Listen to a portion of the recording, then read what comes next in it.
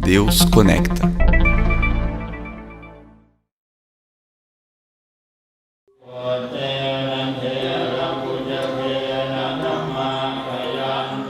Nós vivemos em um mundo de religiões, de sistemas de crença, de rituais e de práticas e costumes espirituais, não é verdade?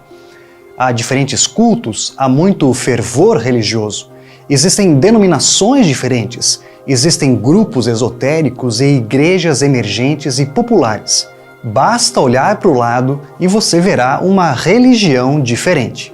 E existe o cristianismo. E alguns questionamentos aparecem. Há tantas outras religiões por aí, o que torna o cristianismo tão especial? Se você fosse criado em outra cultura, em outra religião, o cristianismo ainda seria uma opção válida para você? Essas perguntas podem até assustar você um pouco, mas precisamos fazê-las. E precisamos fazer uma pergunta essencial sobre a figura central e mais controversa do cristianismo: Jesus. Por que Jesus? Por milhares de anos, nós, os seres humanos, temos enfrentado um problema que nos incomoda: a morte. A morte e toda a ansiedade e a dor que a acompanham. Ela é um obstáculo reconhecido e enfrentado por todas as pessoas e por todas as culturas em todas as épocas da história do mundo. Algumas culturas achavam que jogar uma jovem virgem em um vulcão poderia apaziguar os deuses.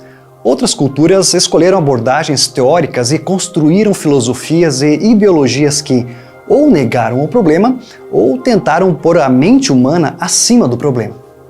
Ao longo da história, religiões mundiais como o islamismo e o budismo surgiram com códigos de comportamento ou sistemas detalhados de méritos que dariam a paz eterna ou um lugar no paraíso. O hinduísmo até inventou um sistema do tipo "tente outra vez", com uma série de reencarnações para se ter outra chance de alcançar a perfeição. Então, se você prestar bem atenção nas religiões do mundo, nas filosofias ou ideologias, descobrirá duas maneiras pelas quais nós, seres humanos, tentamos vencer o desafio que é a morte: negando-a ou fazendo algo para merecer uma nova chance. Negação ou mérito. E até hoje, nenhuma dessas maneiras funcionou, nenhuma. Se formos honestos, ao nos olharmos no espelho, vemos que ainda nos falta a paz, não é? Nós ainda fracassamos, nós ainda pecamos e nós vamos morrer. Mesmo que ainda estejamos dando o melhor de nós e tentando descobrir o que fazer com o problema da morte.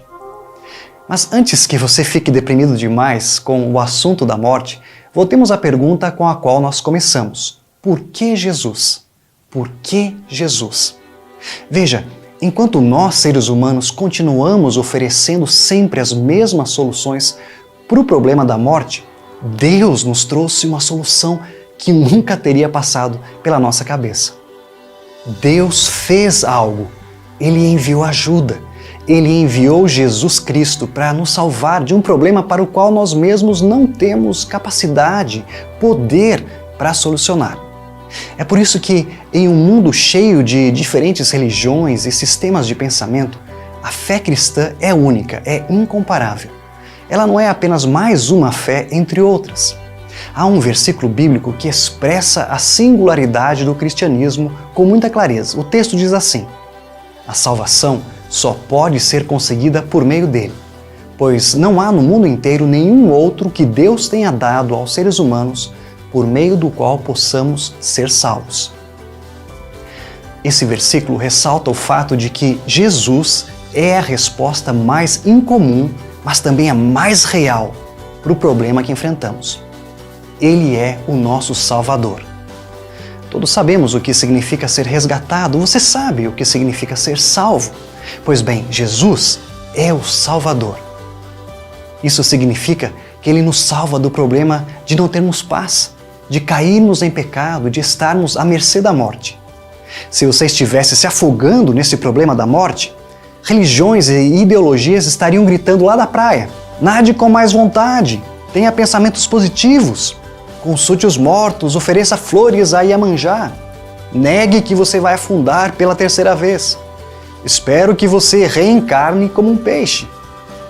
Mas a abordagem de Deus ao enviar Jesus é completamente diferente, é única. Jesus mergulhou no problema para salvar você e eu. E no seu mergulho, ele morre para nos salvar. Jesus foi enviado por Deus para sofrer as consequências do pecado em nosso lugar. Toda a dor, o estresse, a tribulação, o tormento, até a morte, Jesus veio sofrer essas coisas por você e por mim. Ele enfrentou o mal para nos resgatar.